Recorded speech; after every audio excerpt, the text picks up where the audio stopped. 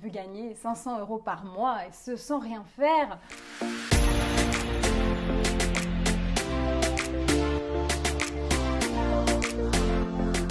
Bonjour et bienvenue à toi dans cette nouvelle vidéo. Je suis ravie de te retrouver dans cette vidéo qui va être un petit peu particulière. On va parler un petit peu d'investissement, de financement, d'argent, comment gagner de l'argent quand on est étudiant, mais surtout j'en profiterai pour pousser un petit coup de gueule concernant certaines méthodes pour gagner de l'argent facilement, l'argent facile, l'argent sans bouger ses fesses de son canapé, l'argent qui tombe tout seul sur son compte bancaire.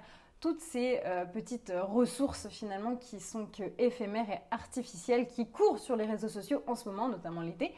Eh bien, je tiens à travers cette vidéo également à te mettre en garde. Alors bien sûr, tu es maître de ce que tu veux faire, bien évidemment.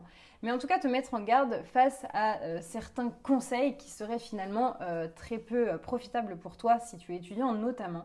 C'est-à-dire les plans où tu finalement investis dans des paris sportifs, où tu investis dans des petites choses, tu mets que 10 € et soi-disant tu gagneras 100 € par mois pendant un an, ou des conneries comme ça. Je te mets en garde tout de suite. L'argent facile, ce n'est que de l'argent éphémère, et si tu souhaites tout simplement avoir des ressources stables et durables notamment, il va falloir que tu puises en toi ton potentiel, que tu puises également tes capacités personnelles pour les mettre à profit à travers un travail, un vrai job. Oui, en effet, si tu veux gagner de l'argent, il va falloir travailler, et ça, c'est pas la recette qui est particulièrement difficile, puisque bien sûr, quand on travaille, eh bien ça paye. En tout cas, sache que ce n'est pas en restant assis sur ton canapé que tu pourras gagner de l'argent de façon facile et durable. Ça n'existe pas, et là-dessus je veux vraiment insister, parce que je vois sur Instagram, sur YouTube de nombreuses vidéos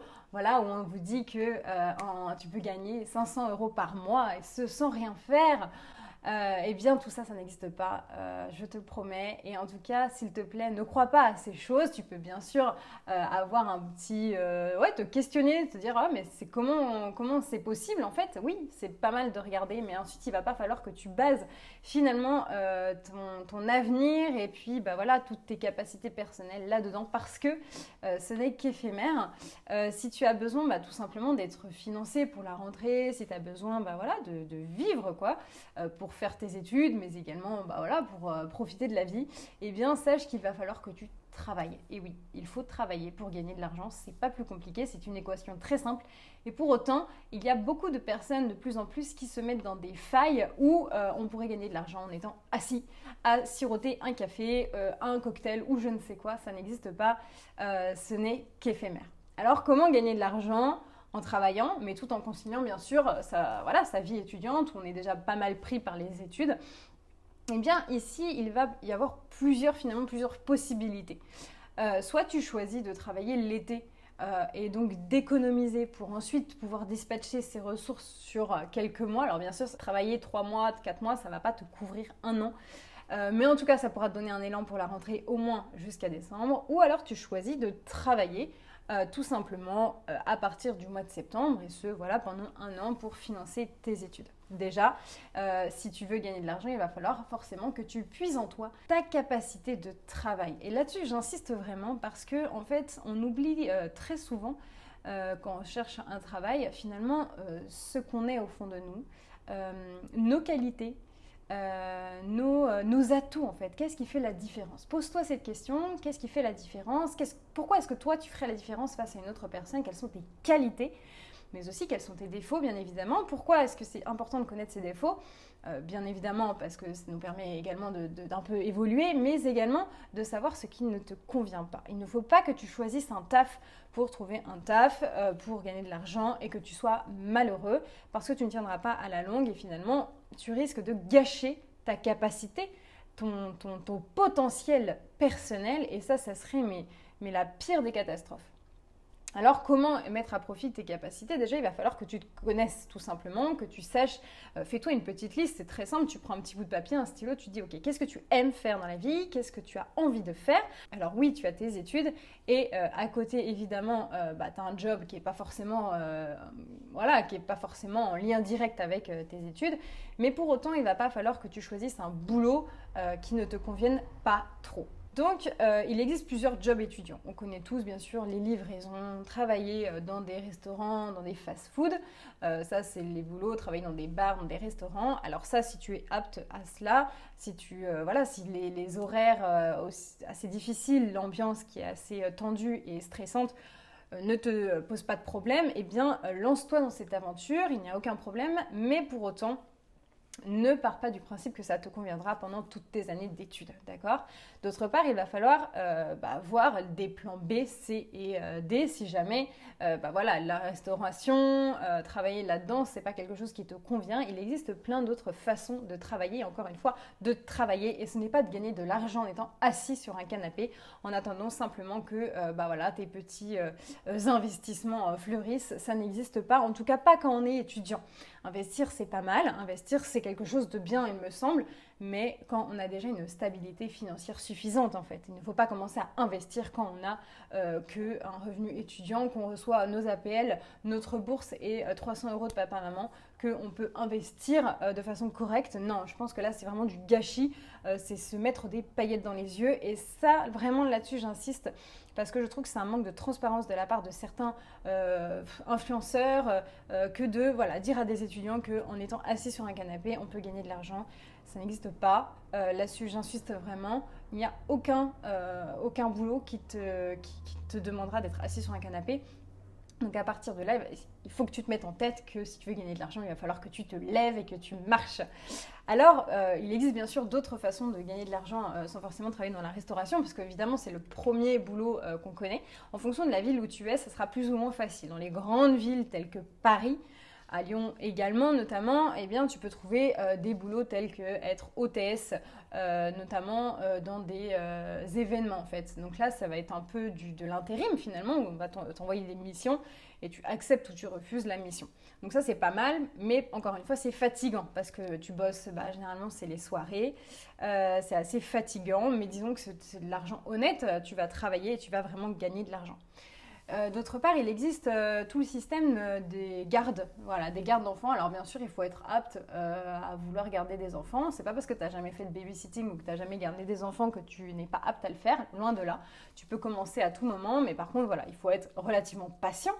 Il faut être relativement calme. Enfin bref, personnellement, j'ai fait énormément de babysitting pendant toutes mes années. J'ai été jeune fille au pair, j'ai été babysitter depuis l'âge de mes 15 ans, j'ai gardé des enfants quand j'étais dans chacune des villes que j'ai faites, et mon Dieu que j'en ai fait, des villes.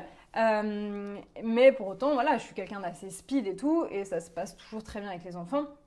Donc ça, pareil, ça peut être une façon de gagner de l'argent assez honnête. Et l'avantage des babysitting, c'est que finalement, tu arrives le soir, alors soit tu fais la garde dès 17h quand les enfants sortent de l'école, soit tout simplement tu te fais un babysitting à 20h le soir, tu viens avec tes cours et tu repars quand les parents rentrent vers minuit, 1h du matin, en fonction bien sûr des personnes tout simplement.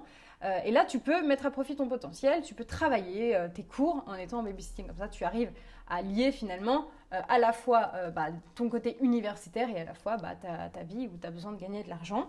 Donc ça c'est pas mal, mais le désavantage du babysitting c'est que si c'est pas permanent, c'est de l'argent, ça arrive ou ça n'arrive pas en fonction des disponibilités, etc. Alors il existe bien sûr toutes les applications telles que Babysitter, Gens de confiance, où là tu peux trouver des familles un petit peu plus régulièrement finalement. Donc moi je te conseille d'aller regarder ces applications qui sont pas mal. Il existe aussi des agences carrément de garde d'enfants, donc tu peux aller poser ta candidature, ton dossier, et ensuite c'est l'agence qui va relayer ta candidature auprès des familles. Donc ça c'est pas mal parce que ça gagne bien en fonction des villes, mais à Paris tu es à peu près à 15 € de l'heure, donc c'est quand même pas négligeable. À Lyon c'est 10 €. Donc voilà, mais attention, ne te fais jamais sous-payer dans ce domaine, puisque ça peut être parfois un petit peu un système qui envoie des paillettes, donc fais attention, ne te fais jamais sous-payer dans ton boulot. D'autre part, il existe donc d'autres façons de gagner de l'argent, comme par exemple aussi travailler dans des internats. Tu peux être surveillant d'internat, donc là tu vas poser ta candidature dans un internat, dans un lycée par exemple, où tu dois venir être présent la nuit, donc tu dors sur place. Alors c'est un petit peu contraignant, tu dors pas chez toi, mais quand même c'est assez chouette parce que c'est très bien payé. Et puis ça te permet quand même de lier tes études, tu peux continuer à travailler le soir évidemment. Et puis tu es surveillante avec des jeunes et c'est sympa. Ça peut t'apprendre plein de choses, la patience, l'écoute. Et puis c'est toujours des bonnes qualités à avoir quand on devient adulte notamment. En tout cas, à travers toutes ces activités-là, moi, ce que je voulais te mettre en tête, c'est que chacun d'entre nous a un potentiel, a une capacité à finalement faire fructifier sa propre vie. Donc, par rapport à ça, il va falloir que tu puises en toi tes qualités pour ne jamais te laisser finalement submerger par des choses qui ne te conviennent pas, des boulots qui ne te conviennent pas et encore moins te mettre des paillettes dans les yeux sur des soi-disant travaux où tu vas devoir te asseoir et attendre simplement que l'argent tombe, faire des micro-placements, faire des paris sportifs à longueur de temps. C'est de l'argent qui est rigolo, oui, à faire ça le vendredi soir dans Koh Lanta. Mais à côté de ça, c'est franchement pas la vraie vie. Et là-dessus, j'insiste. Voilà, il faut faire la part des choses. Mais mets-toi en tête que si tu veux gagner de l'argent, il va falloir travailler. Parce que sinon, ce n'est que de l'argent éphémère. Et ça, c'est vraiment dommage. En tout cas, en tant que futur adulte, en tant que jeune adulte en tout cas. Voilà, donc cette petite vidéo, c'était pour te donner quelques petits retours. Voilà. Concernant mon ressenti notamment sur tout ce que je peux voir et lire sur les réseaux en ce moment, te mettre en garde et puis te donner quelques petites pistes en fait pour gagner de l'argent à la rentrée si tu as besoin. Mais ne reste surtout pas dans un boulot qui ne te mérite pas, un boulot qui met à plat toutes tes capacités personnelles parce que tu as forcément une pépite en toi. Il va falloir l'éveiller, il va falloir la forger, mais elle est présente en toi, il faut que tu en aies conscient et surtout que tu ne l'abîmes pas. Voilà, en tout cas, moi je reste disponible sur mes réseaux sociaux, notamment sur Instagram où je réponds à tout le monde. Je te souhaite une bonne fin d'été et puis je te dis à bientôt!